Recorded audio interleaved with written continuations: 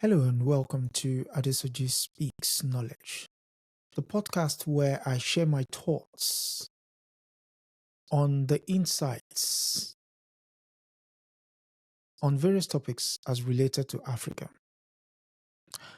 Again, I am your host, Adesoji Iginla, and today I would like to talk about a recent video making the rounds. And the video is one of Erik Prince, the gun for hire, who apparently wants to recolonize Africa and Latin American countries. Why is this important? I hope this episode of Adesoji Speaks Knowledge helps inform his ignorance of the history of Latin America and the African continent.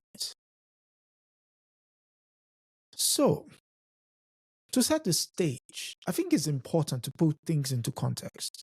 I would like to share a very short clip.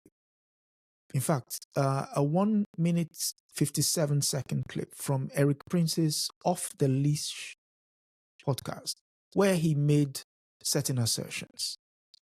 And suffice to say, let's watch.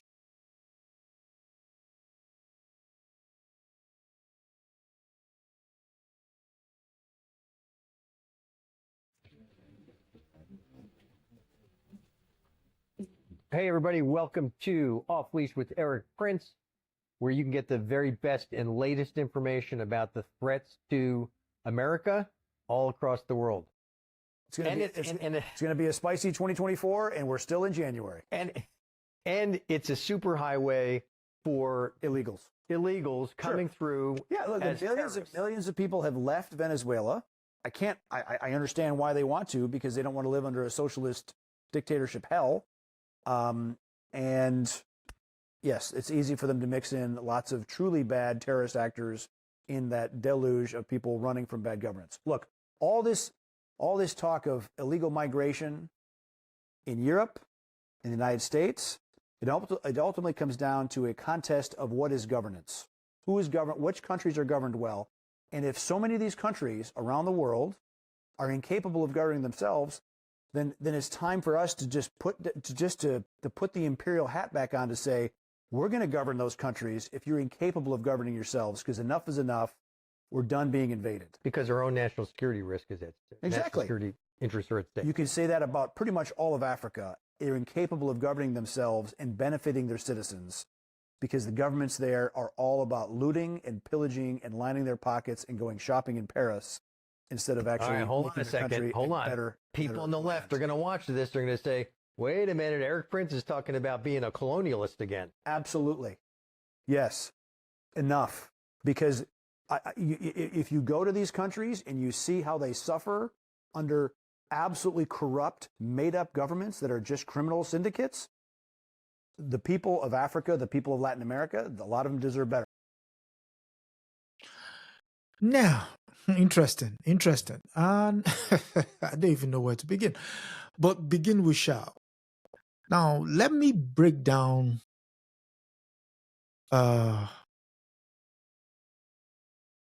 let's do it this way.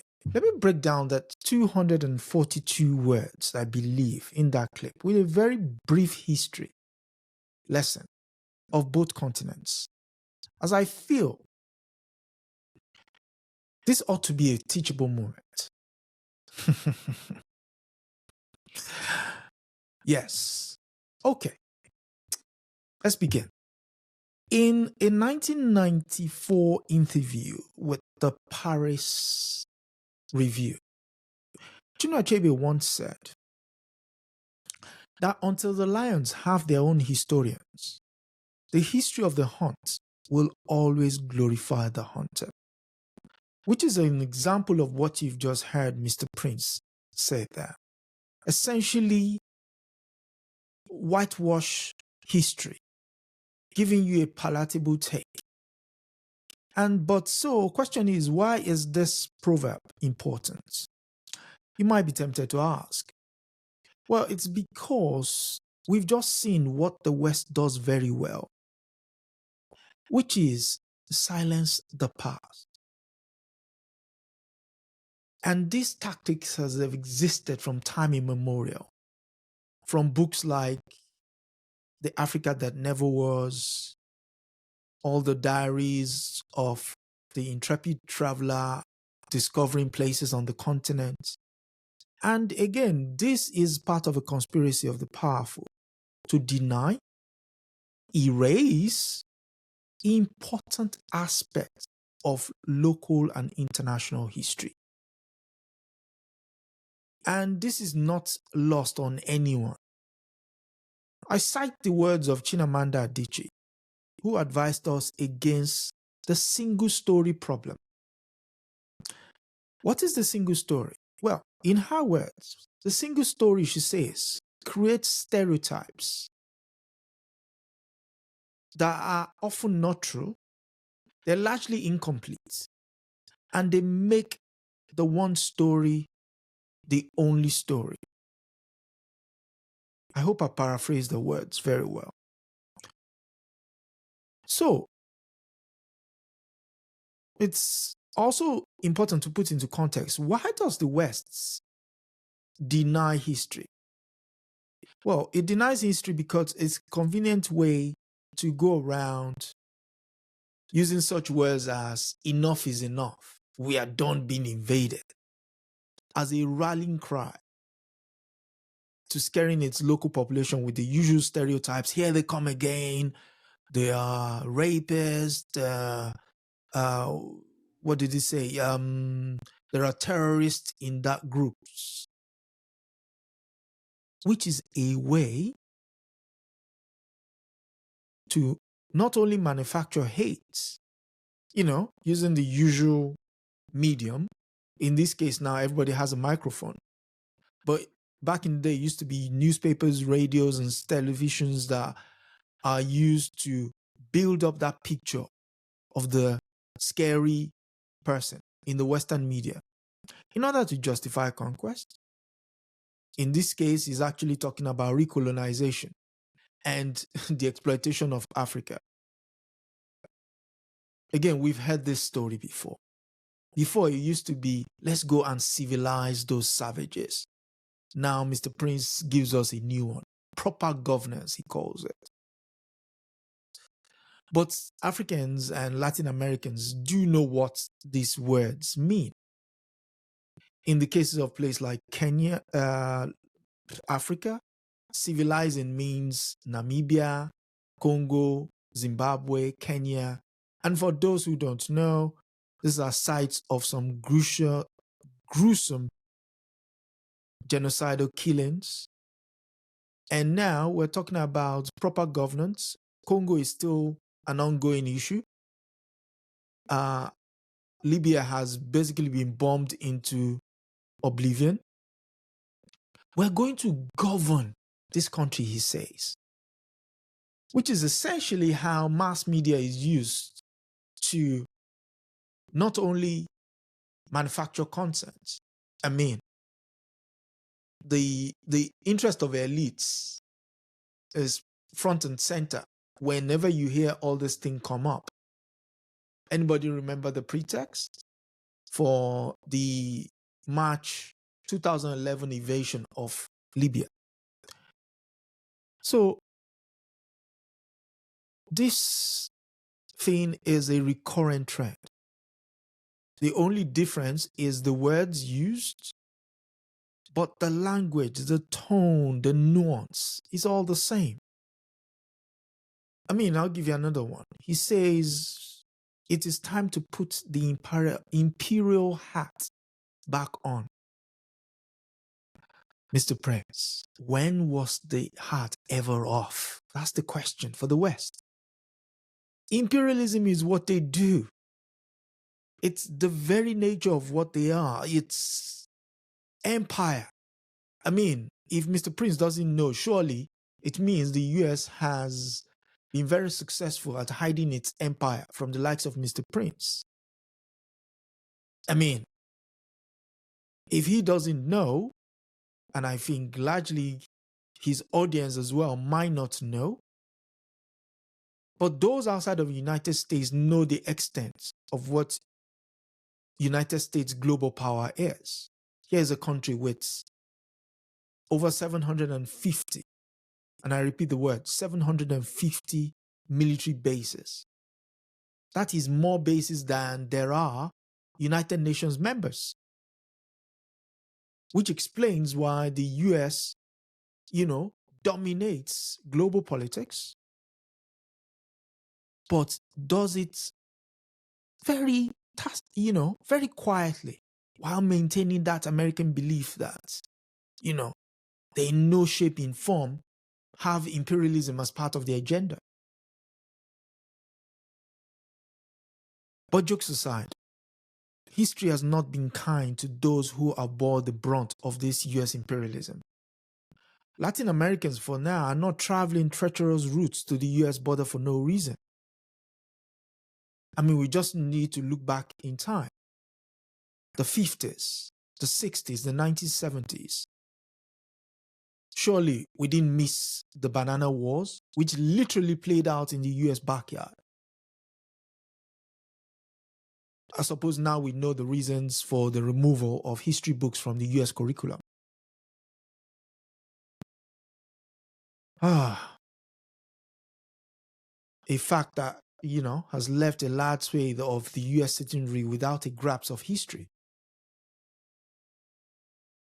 But Adesoji Speaks Knowledge is a place where we try to reframe the narrative. So here's a quick lesson on Latin America.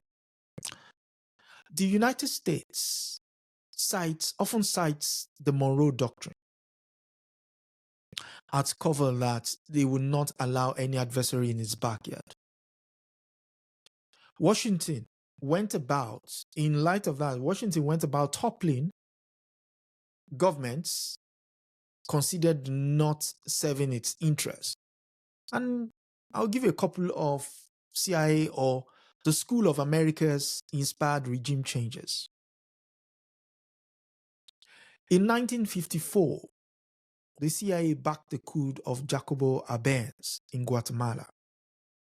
In 1964, it was the turn of João Goulart in Brazil.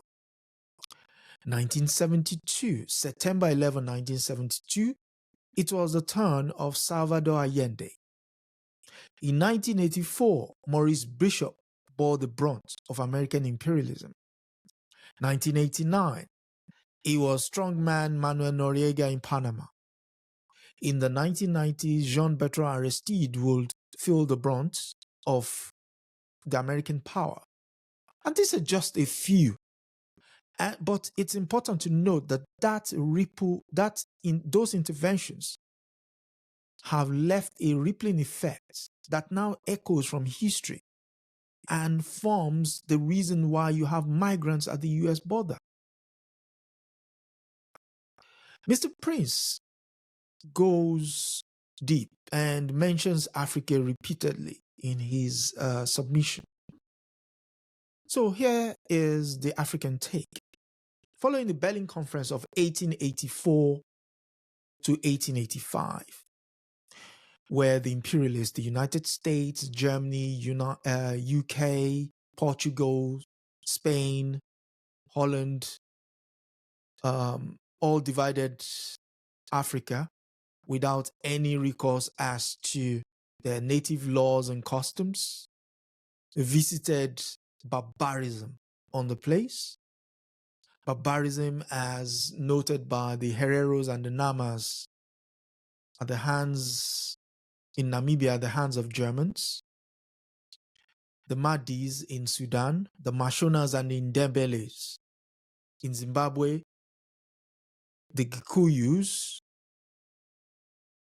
in Kenya in the hands of the British, the Chaguan Islands, now an Air Force military base, which essentially means Britain giving someone else's territory to the United States, Guinea, Togo, Burkina Faso, Niger, Algeria, suffering in the hands of France.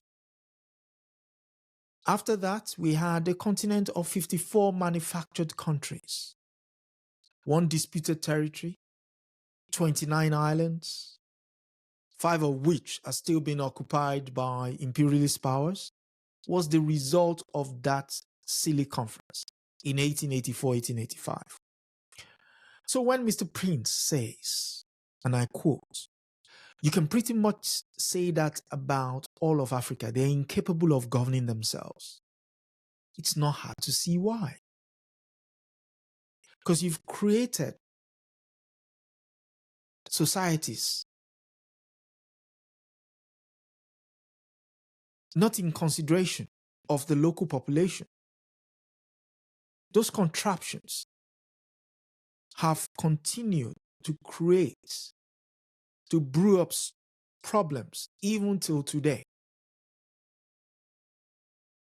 I mean, if you discount King Leopold's atrocities in the Congo, or the German atrocities, which I have spoken to earlier, in Namibia, or that of the British creating the second concentration camps on the continent in Kenya,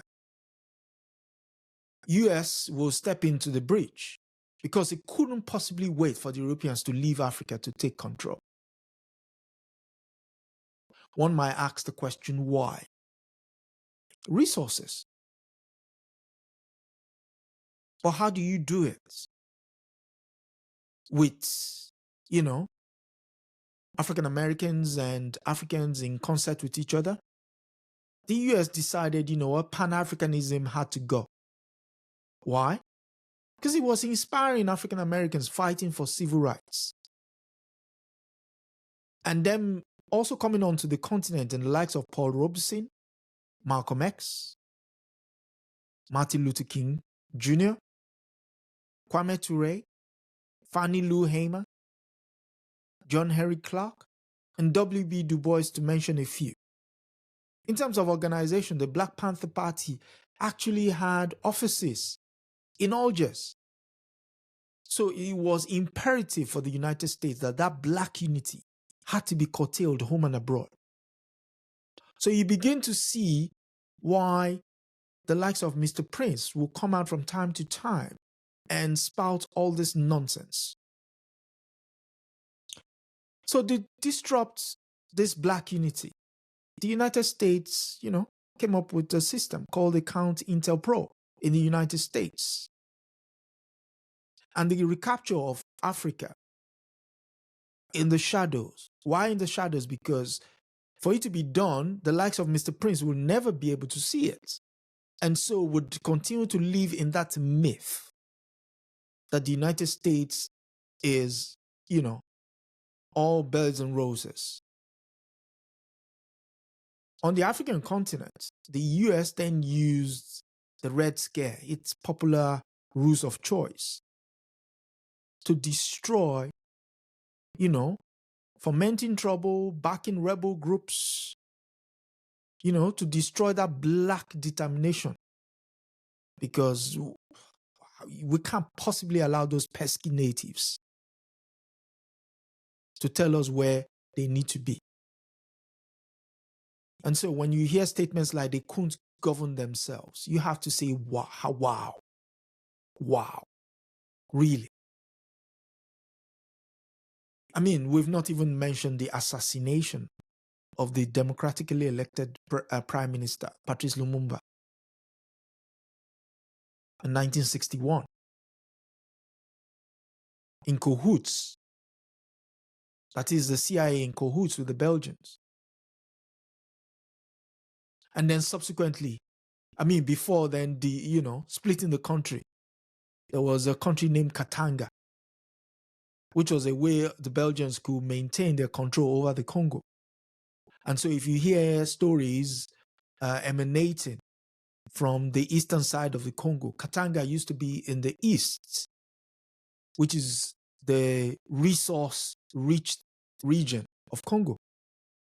So if you hear in the news, that's the source of the problem. Of course, the UN stepped into the breach.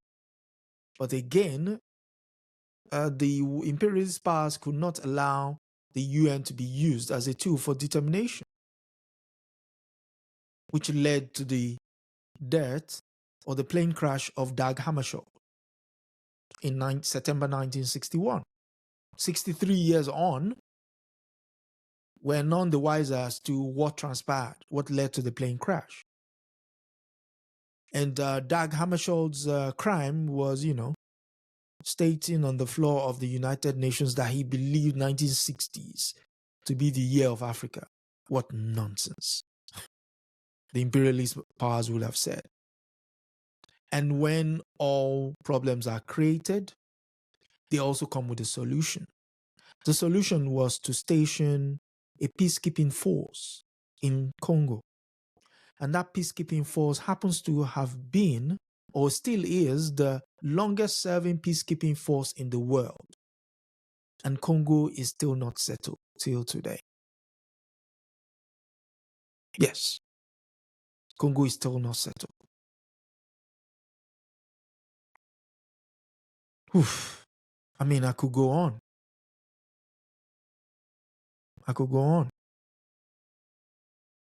The investigation into the plane crash of the UN Secretary General Dag Hammarskjöld is still an open one. Well, I don't think we would get to the bottom of it as long as the United States, the UK, and South Africa do not open their archives. And speaking of archives, now we know why Kwame Nkrumah was ousted on February 24, 1966. Because it was facilitated by the CIA as payback for his 1965 book, Neocolonialism, The Last Stage of Imperialism. The book was so upsetting to the US State Department that a note of reprimand was sent to Nkrumah. And a previously promised economic aid package to him in the sum of $25 million was withdrawn. I mean, I could go on.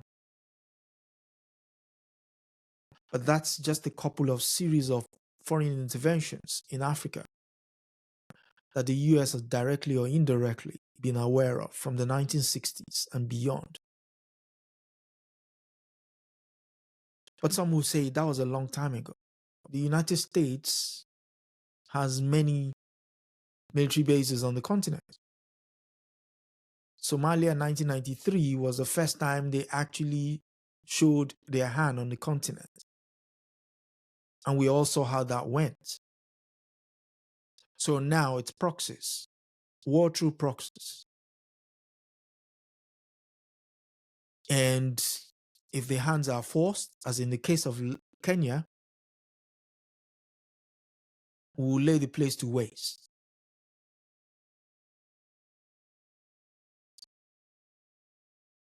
I've enumerated a couple of scenarios here.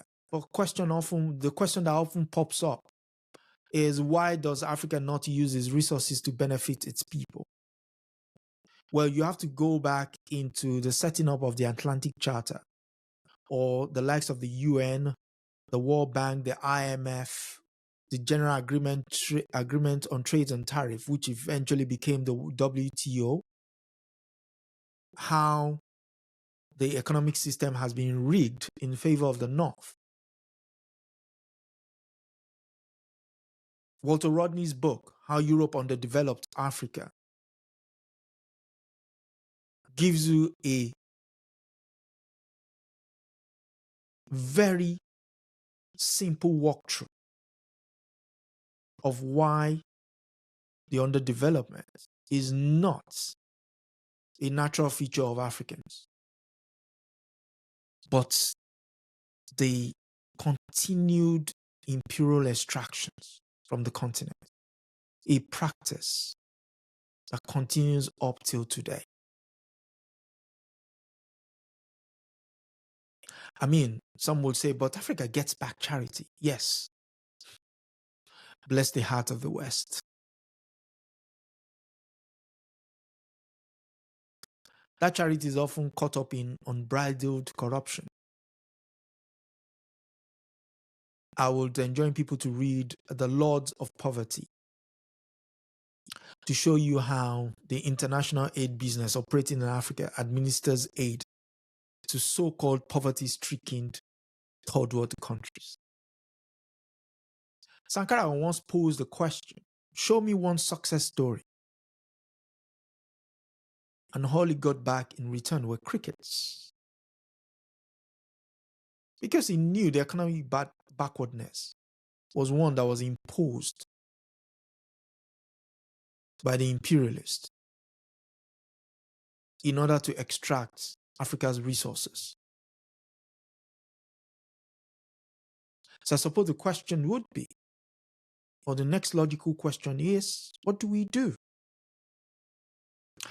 We do what we've always done in the past, which is to confront lies, misinformation,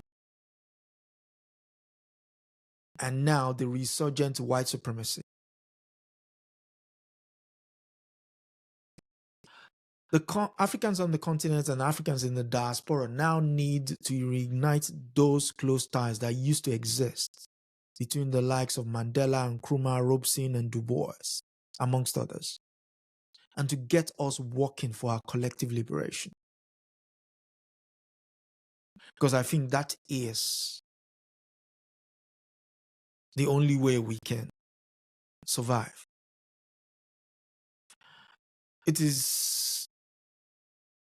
I don't need to underscore that the struggles of Africans and those in the diaspora, on both sides of the Atlantic, in fact, have more in common than we care to admit. One thing I have noticed is white supremacy has a way of operating on a global scale. I mean, in the video you could see, in the full video you could see, Mr. Prince invoking the names of the Italian Prime Minister, the President of Argentina, that of Hungary, and the Dutch Prime Minister Geert Wilders. There's no consistency. If you look at their policies, it is exactly what it is, written on the tin. White supremacy 2.0. So Africans have to do likewise. We need to pull together and be unapologetic about it.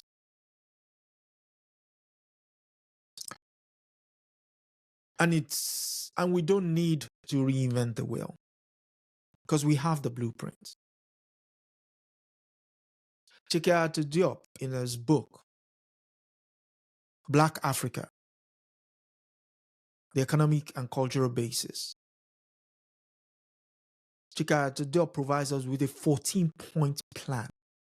Clear, concise, which aims at the restoration of the historical consciousness of Black and African people. And of course, the complete recovery of political sovereignty in a post-colonial world.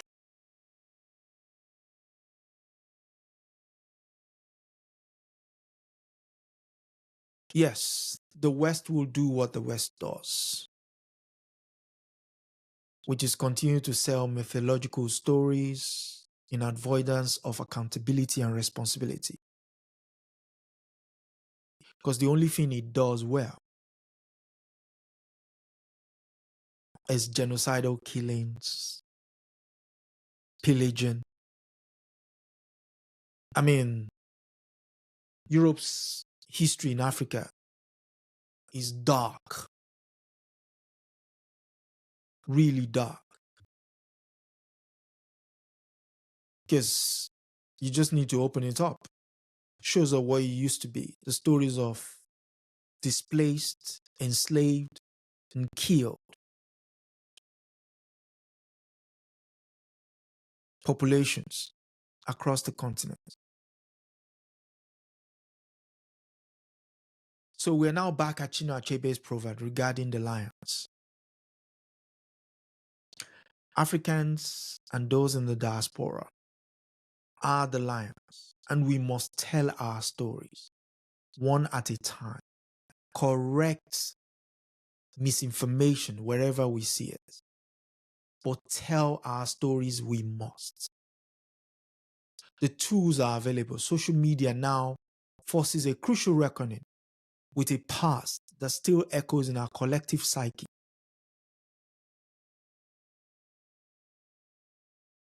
But that reckoning compels us to acknowledge the exploitation and the brutality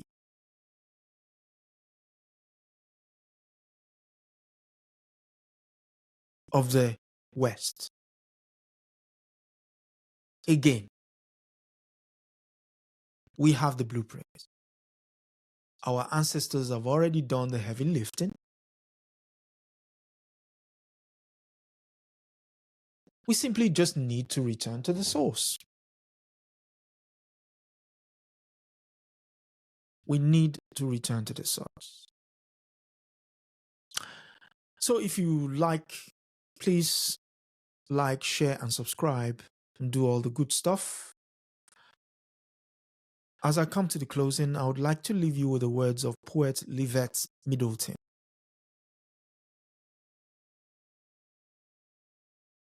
Which says, as you lose your history, you lose your power. So sharpen your eyes and tune your ear so you will know what you see and understand what you hear. I hope we've seen and understood what Mr. Prince was trying to tell us. And I hope this video has done a bit to correct the anomaly. So please leave your comments as it helps improve the podcast. Do, once again, like, share, and subscribe to Adesoji Speaks Knowledge. Till next time, I will say peace.